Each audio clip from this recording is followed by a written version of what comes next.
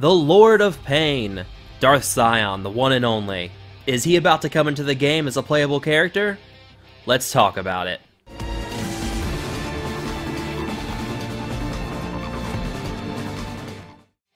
So, Darth Sion, if you guys don't know what's going on, we just had the Sith Marauder event start up, and it's called Shadows of Malachor. However, a lot of people have been getting a pop-up in the game for an event called Lord of Pain 1 to unlock Sith Marauder shards. And this is interesting because the Lord of Pain is known as Darth Sion, which is one of the 3 Sith Lords that we'll be fighting in the upcoming Sith raid. But what does this mean exactly for us?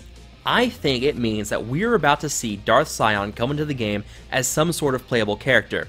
Now you're probably wondering who Darth Sion is, and heads up, there's going to be some KOTOR 2 spoilers in here. Just be warned, if you have not played Knights of the Old Republic 2, or KOTOR 2 as other people call it, and you're planning on playing it, just be warned, there are some pretty big spoilers I'm going to be discussing throughout this video. So, if you don't want to be spoiled for KOTOR 2, I'll put up timestamps for when you can come back and ignore the spoilers. So, KOTOR 2, Darth Sion. He is basically a sort of Sith zombie in a way. What happened is he was fighting under Exar Kun and he was struck down by Jedi. However, he really enjoys inflicting pain and, grasping that pain for himself. And what he found after he was struck down is that he can hold on to that anger and that pain and come back to life. And basically what it means is that his body is dead, but his spirit lives on. So he's immortal, but it comes at this excruciating cost where he is always in this horrible pain. And he always has to hold on to that pain, because if he doesn't, he basically will die. So he always has to hold on to that pain and be in this excruciating amount of pain just to stay alive. And that's why it's called the Lord of Pain. So with that, there are 3 Sith Lords. We have Darth Sion, the Lord of Pain, we have Darth Nihilus, the Lord of Hunger, and then we have Darth Traya, the Lord of Betrayal. And these 3 Sith basically made the Sith triumvirate. And like I said before, we're going to be fighting them in the Sith raid that's coming up soon. And something you need to know is what I think here is that we're going to get some kind of event to unlock Darth Sion, and it's going to be called Lord of Pain. But to understand what I think is coming next, you have to know a little bit more here about what happens between these 3, hence the spoilers.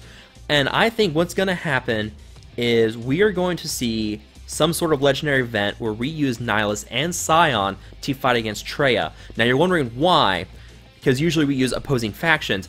The reason why I think this is because Nihilus and Sion actually betray Traya and usurp her and kick her out of the Sith Triumvirate.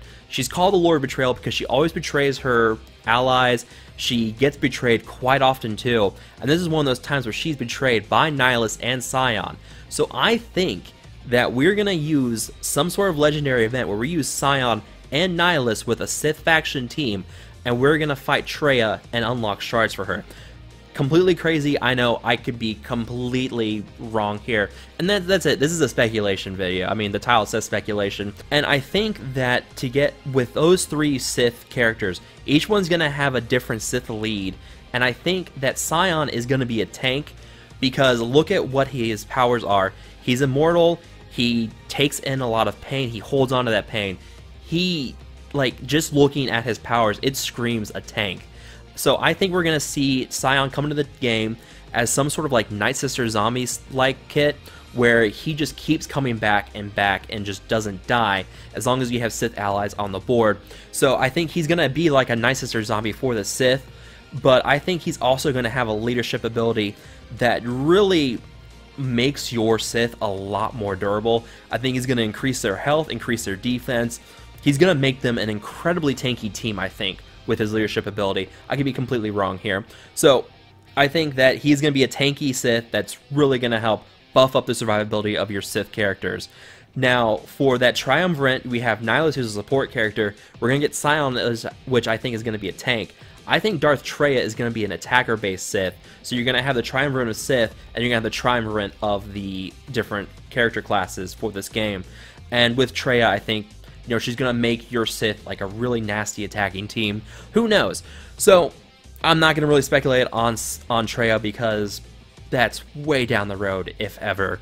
But what I do think is that I think we are not going to see Traya or a Sith character as a raid reward for the Sith raid.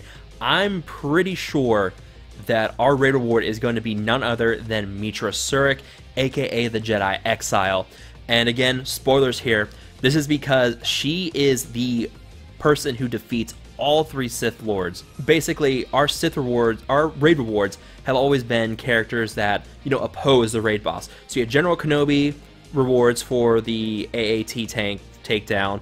You had Han Solo, which really wasn't an enemy of the Rancor, but by proxy, he was an ally of Luke, was the enemy of the Rancor. So Han Solo kind of makes sense. I think Mitra Surik is a shoo-in for your raid reward for the Sith raid. I think really we're about to see a huge rise in Sith because we're about to get 2 new Sith Lords, and they're just gonna make your Sith become this whole new power. You have the Zetas with Palpatine and Vader, but those are more tuned for Empire. You see a lot of people running Empire classes right now with those because Empire is so much stronger than Sith. I think with Sion, we're gonna start to see a whole new rise in the Sith.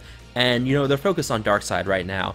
So we'll see a lot more Sith, and I think we're going to get a new Sith meta here with Sion at the forefront. There's going to be synergies with Nihilist maybe, and then with Traya comes in, we're going to just get this whole powerful Sith thing. And then we're going to get the Sith raid, I bet, which is going to unlock Mitra Surik, as she's a Jedi Exile, but I think she's still going to have the Jedi tag. It doesn't make sense for her to not have it. So with Mitra Surik, I think we're going to see a weird, like, counter to Sith with Jedi. I think we're finally going to see Jedi that have anti-Sith abilities, which is something that Jedi have seriously needed for so long, because they get countered so easily by Sith, but Jedi just have nothing to counter against. They just don't have the damage characters that you're looking for anyways. So I think Mitra Surik is going to bring something to the Jedi that could make them counter the Sith, and we could be getting a Sith and Jedi counter meta for months. I mean, I was hoping we would get something with First Order and Resistance, but that's not going to happen unless they bring out First Order characters sometime soon. So that's it for this video, guys. Let me know what you all think. I know this is all sounding really crazy and it's all wishful thinking, but I'm sure there's others of you out there who really think that this is something that we could be seeing soon. So again, let me know what you guys think down in the comment section. I hope you all have enjoyed this. Feel free to like, share, and subscribe. And to all my opinions out there, thanks again for watching, and I will talk to you guys later.